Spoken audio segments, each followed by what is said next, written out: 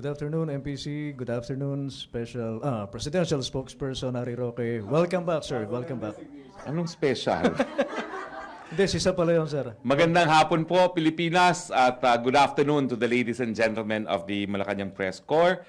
Our Monday good news, the July 2018 employment rate improved to 94.6% based on the labor force survey of the Philippine Statistics Authority.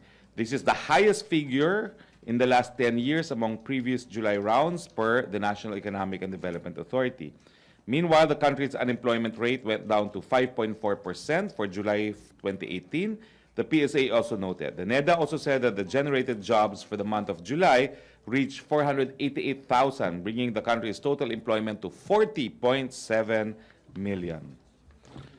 Another good news, we're pleased to announce that Philippine manufacturing sector continues to show excellent performance. The PSA, in its monthly integrated survey of selected industries, reported that the value of production index grew by 12.2%, while the volume of production index also grew by 11.8% for the month of July. The growth can be attributed to the improvement in the production of major sectors, including petroleum products, textiles, beverages, basic metals, miscellaneous manufactures, machinery except electrical, paper and paper products, electrical machinery, and fabricated metal products.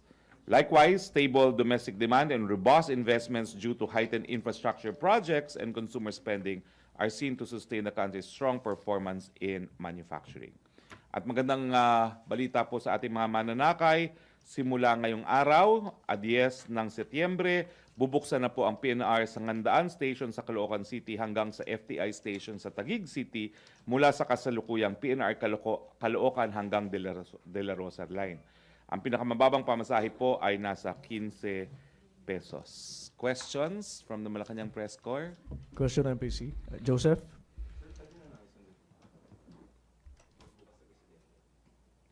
Hindi pa pala alam eh. Yes. Sir, is the President going to have a press conference or? Well, he announced in Davao that he wants to speak to the nation. And if I'm not mistaken, it is scheduled for tomorrow afternoon. What could possibly be the agenda or topics that he will want to talk about? That's tomorrow. Let's wait for tomorrow. All right. Sir, Trillanes tayo, sir. The President said in his arrival Q&A na ang angulo ngayon is usurpation of authority. Can you elaborate on it, please? The President's belief as a lawyer is that an amnesty must be personally granted by the President. It cannot be further delegated to other officials. No? It is a presidential prerogative, so the position of the President is that only the President should have signed the order of amnesty. All right, so sir, as far as the documents are concerned, yung pong meron si DND Secretary Gazmin before na I hereby approve and grant amnesty as stated in that order, that's not valid. That's what the President maintains. It is only the President that can grant amnesty. And the President cannot delegate this authority to another person. So if it were a document going by that, how should it read? Should be That's an additional ground for the fact that the amnesty is void ab initio. So ibig sabihin, sir, kung hindi proper yung form nung kay Gazmin na order, ano yung proper The President believes that it should have been President Aquino himself who should have granted the amnesty. Sige, sir, yun muna. Thank you, Joseph. Ina, follow up? Sir, follow up on that. So will any action be taken by the palace regarding kay former Secretary Gazmin? Wala po akong nalalaman sa ngayon. Sir, yung proclamation 572 does not mention yung issue of Gazmin signing the order. How will it play doon sa issue na to since it's now with the Supreme Court which is studying it for its legality? Will another petition be filed or motion be filed? Certainly not, no? Because I'm sure the government will be given an opportunity to file its comment, and in the comment, lahat na po yung basihan kung bakit sa tingin ng gobyerno null and void ab initio yung amnesty will be invoked by the Republic. Sir, bakit ngayon lang po? Is it just now, later on na lang after the proclamation na na-realize itong issue of former Secretary The Gasmin? president is a lawyer himself, and he has the means to come up with his own legal conclusions. So this is an additional ground that he is invoking, not included in the ground cited by the Solicitor General. Okay. Thank sir. you, Ina. Celerina. Good afternoon, sir. So if the government will use this document na pinirmahan ni Secretary Gasmin, what will be the effect? I suppose that the same amnesty, same certification was also given to the other Magdalo who were given this amnesty. So what will be the effect on them? Well, if the president's theory is correct, then similarly situated individuals would have similar amnesties, which could be declared as being null and void ab initio. No? But right now, the only one being invoked as being null and void ab initio is that of Senator Trillanes. I suppose they issue that certification based also on the, like, for instance, amnesty granted during the other administration. So if that's the case, those who were granted also amnesty and signed by the defense secretary instead of the president, that could also be affected. That could be the case, but of course, there has to be a declaration that it is null and void ab initio. Without that declaration, then I suppose it remains valid. So if ever somebody would question that also and use against the other grantees, that the case would prosper. That could be a basis to declare it as null and void, but as I said, this is now a matter to be resolved by the Philippine Supreme Court. Thank you, Celerina. Julie? Sir, do we see any forthcoming similar proclamations na null and void yung other amnesties? I'm not granted aware. to- Senator Trillanes' declaration is so far the only one that the President has proclaimed to be null and void ab initio, and on good basis. There's a basis for distinction because Trillanes was the acknowledged leader of the Magdalo mutineers. Julie. Viber question tayo, Secretary, from PR and IADA. DND Secretary Lorenzana says he got call from Solgen Calida only on August 16, requesting for Trillanes documents. 2 weeks after PRRD signs the proclamation, what efforts did the Office of the President take to find the amnesty application? Did it talk to former DND officials? One of them has spoken out, former USEC Honorio Ascueta, saying all the documents were in order. I don't know. Next question, please. Next question. Joyce, after Joyce, Tuesday, and Henry.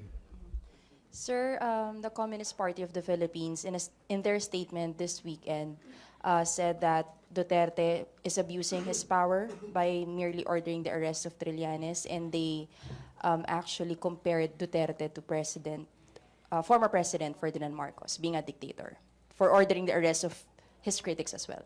The CPP-NBA has been labeled a terrorist group by both the European Union and the United States. They do not deserve any comment from the presidential spokesperson. Terrorists should not be responded to. Follow up, Joyce? No. Tuesday, Henry, and let's go back to Joseph. Mike, please. Thank you. Tuesday. Sir, doon sa possible press con ni Pangulong Duterte bukas, isa ba yon sa venue para doon sa nauna nang sinabi nyo na may i-anunsyo siya hinggil sa National Food Authority? Hindi ko po alam, but he will talk to the people. I did not know about it. He just said he wants to talk to the nation, so wala po ko alam sa sasabihin ni Presidente bukas. He's still in Davao. We expect him back today. I would hope to talk to him before the press briefing to at least find out if he wants to do it in our press room. I hope he does it here in our press room. Okay, thank you, sir. Sir, may follow-up dun sa amnesty. In fact, basahin ko lang yung sinasabi rin ni Dreo Calunzod na yung Proclamation 75 ay pinirmahan ni Pangulong Rodrigo Duterte, Pangulong Aquino noong 2010 at ito rin ang in-execute lamang ng DND. Therefore, matatawag na bang matatawag ng legal yung pinirmahan ng DND? na Well, in-execute lang yung Proclamation 75. Gaya ng sinabi ko po kanina, ang posisyon ng Presidente, dapat ang Presidente mismo ang nag-grant ng amnesty at hindi po ang kalihim. So kahit na po may Proclamation 75, kailangang may certification na Presidente rin ang pumirma. Yan po ang paninindigan ng Presidente na yung amnesty mismo dapat Presidente yung pumirma at hindi ang kanyang kalihim. Alright. Another question, Secretary. Filing na ng Certificate of Candidacy sa October 1 to 5, if I'm not mistaken. Anong mangyayari po dun sa mga kakandidato na galing po sa cabinet, mga cabinet secretaries? Magkakaroon ba ng reshuffle or may mga papalitan ba? May mga aalis na ba? Anong mangyayari? Well, lahat po na magsusumiti ng kanilang kandidatura will be deemed resigned from their posts. No? So magkakaroon po ng mga vacancies in the cabinet. Opo, wala pa po bang mga possible na papalit dun sa mga kakandidato, Secretary? Wala pa po akong nalalaman na sigurado maghahain ng kandidatura at wala pa po akong nalalaman na naiisip na ipalit dito sa mga ito. Thank you, Henry. Joseph, and back to you na again. May pinapatanong si Tuesday. Second daw bang opisina tanggapan ng spokesperson ay magkakaroon ng malibagong spokesperson? We will soon find out. Haming. Thank you, sir. Thank you, In Henry. 20 Joseph. days or so. Oo, paparamdam, ha? Read my lips, sir. Sir, ano lang, just so we're very fine about this, why does it appear to the palace that it was Secretary Gasmin who granted the amnesty? Again, the President thinks and believes that an authority expressly granted to the President cannot be further delegated by the President. Why do we believe that it is delegated? Because the wordings of the Constitution is that the grant of pardon and amnesty is a power to be exercised solely by the President. And sa level nila na Secretary Gasmin and the former President Pinoy, what happened? Can you illustrate by way of maybe Well, one Gasmin document? is not a president, and that's why the position of the president is that the amnesty was not properly issued. Additionally, as an additional ground, Yeah, where is this reflected, sir? That the language of the Constitution. yung pong order ng Gasmin na have you seen He's the one granting authority, not the president. He was the one who signed the amnesty order, and not the president. Okay. Sige, sir. Thank you. Ina, still Sir- on amnesty? Sir, yes. Just how serious is the President in possibly studying kung dapat i-void yung ibang amnesty, yung amnesty given to others similarly situated? Because in his Q&A in Davao, nung dumating po siya, sabi niya, bakit naman daw niya ipapakulong yung iba? Dahil mga kaibigan daw naman niya yun. Sinabi ko na po kanina, kaya po si Trillanes, yung kay Senator Trillanes pa lang ang nadeklarang null and void ab initio, may basihan naman po siya sa yung tumayong leader ng mga Oakwood mutineers. Sir, follow up lang to sa amnesty from PR and Yada again. Does it concern Palace that voiding of Trillanes amnesty would have an impact on future amnesty granted by Duterte administration and future administrations? No. Because it's only granted, only Trillanes was voided. Okay. Thank you, sir. Amnesty again, Trillanes. Okay, Joseph. Sir, can a president revoke or declare ab initio another president's? The president just did. Okay. Because of the legal basis that he has invoked. The non-compliance with the requirements provided by the basis to provide amnesty itself. Alam nyo, ang dami kasing dakdak, ang daming drama. Ang issue lang dito, nasaan yung duly received application form mo? Importante po yan kasi yung duly received application form also contains yung pag-amin sa pagkakasala. Ang aming posisyon po, napaka-importanting dokumento niyan. Siguro kasi importante yan ng birth certificate, ng marriage contract, dahil 3 counts of kudita naman yung pinag-uusapan natin, dapat naitago yan. Walang kopya si Trillanes, walang kopya ang DND, nagpunta siya ng Supreme Court, ang kanyang inattach, blankong application form. Tama na po ang drama, tama na ang dakdak, binigyan ko na po kayo ng primetime coverage nung kami nasa Jordan. Back to reality, where is your duly received application form? Ganun lang pong kasimple yun. Ibang topic na tayo, MPC. Other topics? Trillanes ulit. Bombo. Celerina Joyce. Sir, pero of all those people na granted by, well, general amnesty by the former president, hindi naman kayo maakusahan ng selective justice kasi of bakit si Trillanes? Why does Trillanes rings a bell? Sinabi ko na po yun dahil meron naman pong basis for doing so. Siya po yung tumayong at inamin niya na siya talaga yung tunay na leader ng Magdalo. Also, sir, can I shift now to related kay Trillanes? Related kay Trillanes. On the alleged, sir, today Senator Trillanes says that he's seeking Senate investigation to the alleged multi-billion contracts awarded allegedly to the father and half-brother of Sap Bongo, timely to this development. Your comment, sir. That's the prerogative of the Senate.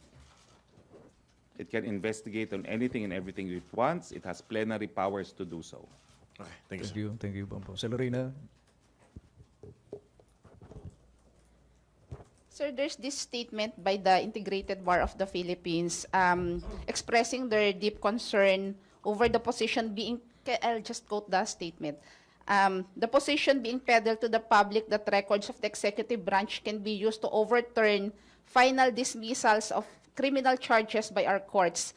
And they're saying that the decision, this proclamation was really illegal in as far as Trillanes is concerned. So what can you say about this, since this is a group of lawyers? I think as lawyers, they know what they should be doing. Tigil na yan dakdak. If they want, they can intervene in the Supreme Court action and let their views known. If they have proper standing, then the court will allow them. So sa akin po, the IPP of all organizations knows what the proper legal remedy is. Doon po sa korte, dali ng usapin, wag sa media. Sir, going with that statement of the President against Gasmin, na siya yung pumirma, sa Constitution din is the President who is the chief architect, di ba, of the ng foreign policy. So what will happen to those, if ever na i-compare yung mga agreements that the government signed, and it's the alter ego of the presidents who signed those agreements. So that could be a ground also na pwedeng i-revoke. No, because in international law, we have what is known as full powers. A full power is a document stating who the authorized representative of a state is in signing an international treaty. The absence of a full power is a basis to nullify a treaty signed without full powers. So big distinction. Even in treaties, you need what is known as full powers. Parang SPA. So this, yung power na ignorant din ni President to Gasmin, na siya yung sumain, kasi nandun sa certificate na parang may power of the President. Tapos si Gasmin lang yung nag-sign. Kaya nga po pero wala pong full powers na binigay kahit kanino eh. So we do not know who's authorized. And a position of the President is, unlike in international law, where it is recognized that presidents need not personally sign treaties because they could issue full powers, wala pong ganun na sinabi sa saligang batas. Ang sabi lang sa saligang batas, isa lang po, opisyal lang po pwede mag-grant ng amnesty at ng pardon, at yan po ay ang presidente. Kaya nga po taunan, di ba, lalo na pag Pasko, yung mga commutation, pardon, lahat po yan personally signed by the President. Thank you, Celerina. Joyce? Sir, the President admitted in his press con last weekend that he particularly targeted Trillanes, and I quote, "Bakit ko tinarget? Well, I only have one word, do not do unto others what you don't want others to do unto you." Can Actually, you he expound took on it that? back. Yeah. Let's not take it out of context. Sabi niya hindi niya tinarget. Nag-aral si Soljen Kalida, whom described as medyo matalino, and found out. Oh, di ba sabi niya yon? And found out that there was a discrepancy. So he was not targeting. But can you expound na lang doon sa sinabi ni President, do not do unto others what you don't want others to do unto you? Ano Well, po I ibig guess sabihin kasi ng ang Pangulo? feeling ni Presidente, tira ng tira si Senator Trillanes sa lahat ng mga opisyalis ng gobyerno, yung pala, meron din siya mga pananagutan. So it's the golden rule. I think that's self-explanatory. Thank you, Joyce. MPC, other topic? Yun pa rin. Yun din. Okay, Ina, please. Sir, dun sa PCIJ report, has the President been I mean, has the president said anything about this? Yung multi-billion peso projects allegedly secured by Bongo's I do not know relatives? because it does not involve the president himself. So, you don't know. So, I mean, has Sap Bongo maybe talked to the president about this? Unfortunately, we're talking about authority to sign and authority to speak. I have no authority to speak for Bongo, the special assistant to the president. I can only speak for the president. Okay, thank you. Okay, thank you, Sec. Joseph? Can we shift a little bit? Sir, yung sinabi ni Presidente na he blamed Trump on the about the inflation. How is that again, sir? Well, we all know that the kumbaga economic crescendo of the world economy was abruptly interrupted with the trade war. We know that all growth forecasts have now being adjusted because as a result of the trade war, we know that growth may not be as fast as we expected it to be. Now, this is similar to other developments worldwide. Major trade wars have economic ramifications for the entire world.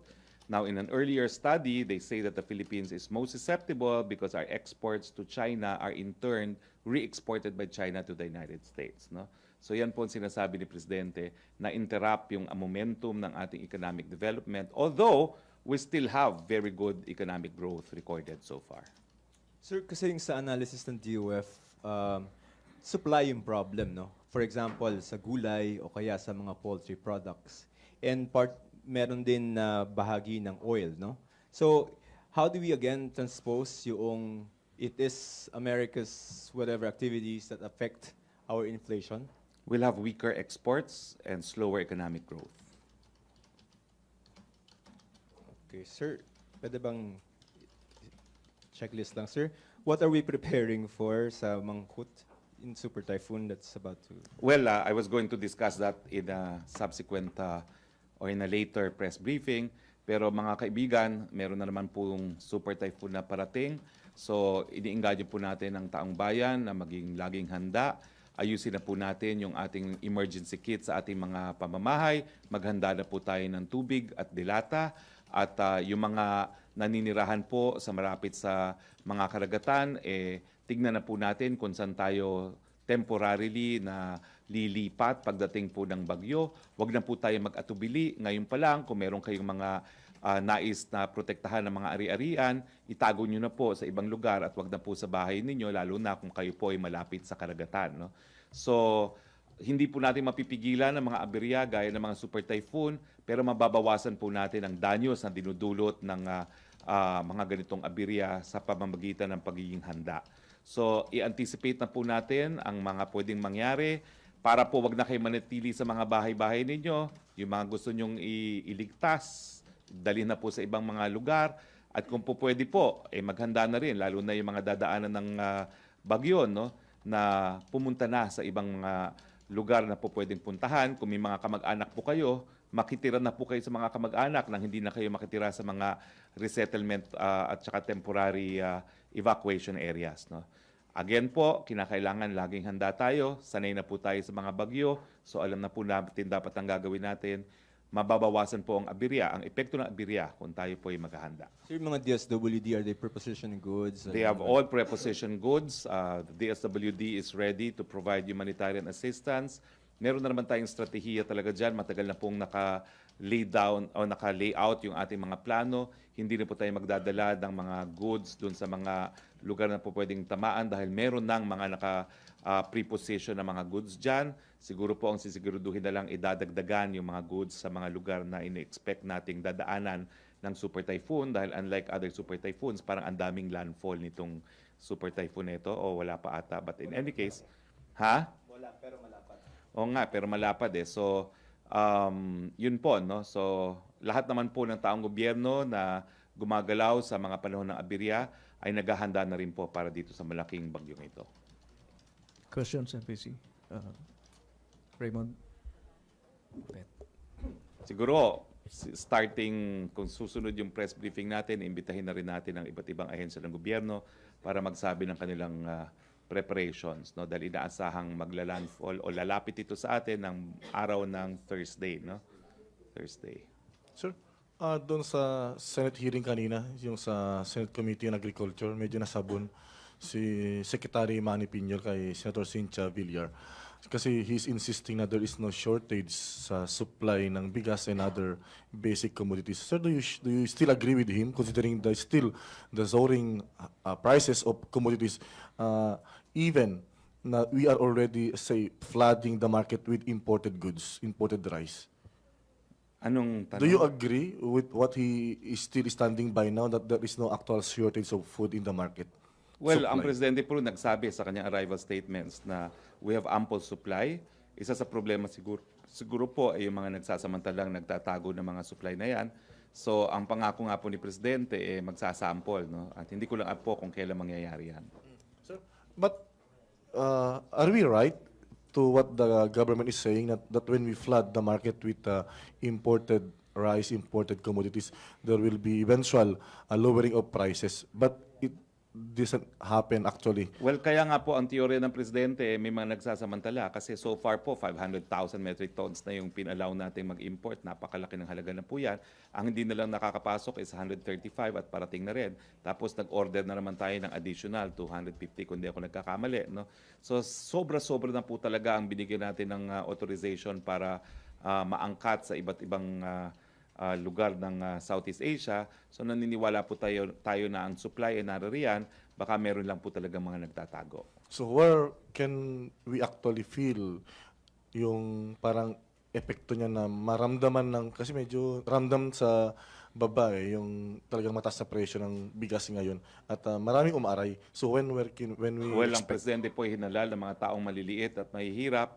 Huwag po kayo mag-alala. Ramdam po ng Presidente ang nararamdaman ninyo at merong mga hakbang ng ginagawa ang Presidente. Siguro po sa lalong mabilis na panahon, mararamdaman naman yan. Sir, may pabulong na tanong. Sir, yung meron bang sapat na NFA rice for this upcoming typhoon na baka marami naman yung mga kailangan ng bigas na ating kabayan? Naka-preposition po ang bigas na gagamitin natin bilang humanitarian assistance sa panahon ng bagyo. Sapat naman po yung ating ibibigay sa mga magiging biktima nitong bagyong ito. Thank you, sir. Thank you, Raymond. Last two questions, Badet, and last three. Okay pa, Sec? Last Okay three. lang, but I have to rush to next one. Short lang. Badet, Tuesday, and last, Joseph.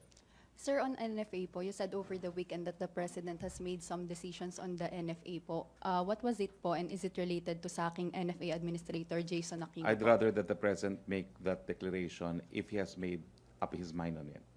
Tomorrow, sir. I do not know, but we will find out. Okay, sir. Sir, on another question po. I think the President was briefed about the non-monetary measures listed by the Economic Development Cluster last Wednesday to fight inflation. Did the President approve all of these recommended options, and what were his marching orders during the Cabinet meeting in relation to these options po? Well, let's not call it a cabinet meeting because not all members of the cabinet were present. Okay. He met with all members of the cabinet who were in the trip. No? So, hindi naman po malawakang discussion ang nangyari sa inflation. Basta ang sinabi ni Presidente, gawin ang lahat na dapat gawin. He does not micromanage. And so far, what have we done? We have authorized importation of oil galing sa Russia na mas mababa. We have allowed entry of imported agricultural products. We have removed special safeguard measures. We have increased regional daily wages all over the country. He has vowed to run after hoarders of rice.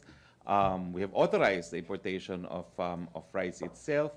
And I think we will also authorize the importation of broken rice to augment the supply of 27 pesos per kilo rice. No? So, yun po yun. And in addition to that, yung full implementation ng SRP law. In some areas po, like in Zamboanga, they have resorted to price control after a declaration of a state of calamity. Pero sir, the economic managers po have agreed to recommend to the President the issuance of a directive to further simplify and streamline the licensing procedures for rice imports of NFA po. So meron na po bang sagot si Napag-usapan President? po yan. In fact, ang solusyon, no, isa sa solusyon na naiisip ay magkaroon ng isang full-time customs person who will authorize the issuance of import permits for rice. Kasi naaantala yung importation kasi minsan yung pumipirma kasama ng chairman ng customs, no, so natatambak o na hindi napipirmahan yung mga import permits, no, na naging dahilan kaya hindi rin mababa yung mga bigas. So alam po natin ang problema, may problema rin tayo sa logistics, may problema rin tayo doon sa minsan time gap sa pagpirma ng mga relevant documents sa customs. Lahat po yan aadresan ng ating pamahalaan. Sir, sino po tong particular person na po?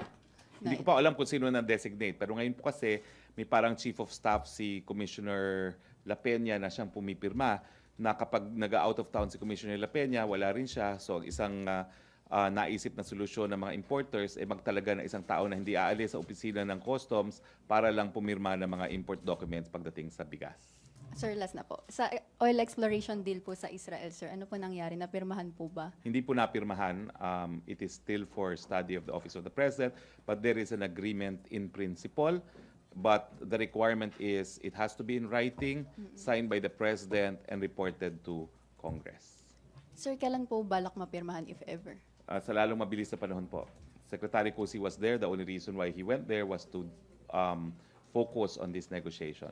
So it's been concluded, but the legal documents will be studied by the Office of the President, and we will have to comply with the constitutional requirements nga. Nasabi ko kanina, in writing, signed by the President, and a report given to Congress. Oh, okay, sir. Thank Sige, you, Badet. sir. Tuesday, Joseph, and one last, pahabulan natin si Ms. Bansa. Nako, I have a 2 o'clock. Quick question lang. Tuesday. Mike, please. Pwede ba one last question na lang? Because I still have to travel, no? Oh. Sir, ito lang. Kaugnay dito sa super typhoon na darating, may plano po ba si Presidente na ipatawag ang NDRRMC para doon sa possible instructions or briefings na pwedeng ibigay sa kanya? Well, magkakaroon po kami ng cabinet meeting on Tuesday, and I'm sure the super typhoon will be discussed, no? The state of readiness of all the agencies responding to calamities will be discussed. Thank you. Last question. Last question na please. 1 hour na tayo, no? Oh, sir, isa lang. Vance, sige. Vance, please. Sir, So how English answer then. Okay, go. Okay, sir. What can the President do regarding this, yung mga pagtaas ng mga presyo ng mga commodities? Kasi I've already na. answered that po sir, kanina. pero yung mga gulay, mga kung ano-ano, mga... Lahat po kasi yan tumaas dahil tumaas ang presyo ng langis at krudo. Lahat po yan ang gagaling sa Baguio. So natural, tataas po. So the President has authorized, as I said, the importation of cheaper diesel so that the transportation of vegetables from Baguio will become cheaper. Sir, how much is the total amount dun sa trip ninyo sa Israel and Jordan? Hindi ko po alam, pero this time we went through a chartered flight, so hindi ko po alam kung magkano yung cost ng chartered flight. At yun lang naman po, there was not really a You per don't have capita. any approximately? I don't have an approximate po because I'm sure the figures have not been finalized. But you are one of them. Yes, sir, I was there. Yes, ma'am, I was there. Thank you. Sorry, Thank you, ma'am. Ms. Vance. Sir, one last question na lang talaga kay Joseph, tsaka isang one Viber question. Last na yun. Joseph, please. Quick answer lang. Sir. Sir, itong issue ng presidential prerogative, this is all the president's ruminations, and this was That's his his idea. legal opinion that he articulated when he gave his arrival statement. Sir, between Proclamation 75 and then 75 and document from Secretary Gasmin in I think January 2011, what is the what can be considered as the final act of amnesty? Is it the I think I've answered that. The present position specific- is the amnesty was actually signed by Secretary Gasmin. so yung 2011? Because Yes. Trillanes is saying covered siya nung earlier proclamation.